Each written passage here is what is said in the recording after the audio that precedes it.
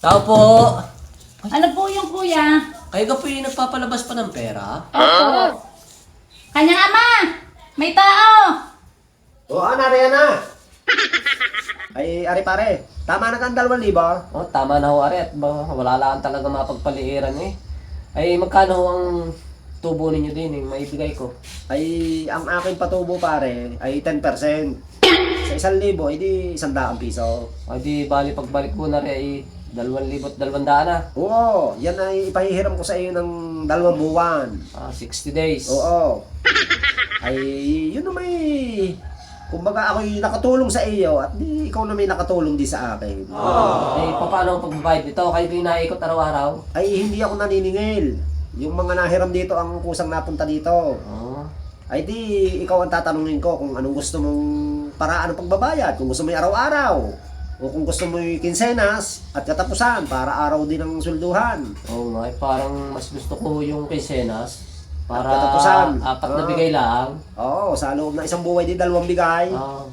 Isang 550. Kada bigay 550. O di 4 na bigay mo nga yan. Ay sige pare, ako yung i-recommenda rin. Baka ikaw may mga kasama sa trabaho gustong humiram ng pera. Kami pumunta dito sa akin. Sige ho, salamat. Oo. Ay, di mo na, pare. Oh. Nga pala. Ano nga pala ang iyong Facebook page? Ay bakit kailangan pagkaho yun? Ay baka ako yung i-post pagka ako hindi nakabigay sa tamang date. Ay, hindi pilitin nyo paring makabigay at nang hindi na maabot ang gayon. Sige, Sabi akin din yung eh. ilalagay diyan.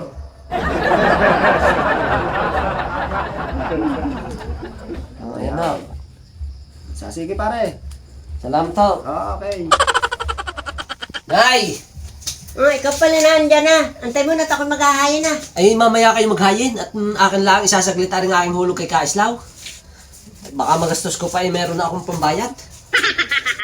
Pare. Oh, magandang gabi ho. Magandang gabi din naman. Ay, wala pang katapusan pare. Magbibigay na agad. Ay, nagkakwarta na ho ako eh. Ay, ako'y nangangamba baka magastos pa. Ay, di ibibigay ko na agad sa inyo. Ay, paano ga ho yun? Pagka halimbawa ako'y nakabayad na sa inyo, naka-full paid na ako bago halimbawa 1 buwan. Hindi, may discount. Abay, oo pare. Ako naman hindi naman gayong kagahaman. Ako nakuha lang ng kaunting tubo. Katulad yung iyong 2,000 yan, hindi kinukuha ko lang ng 100 tubo.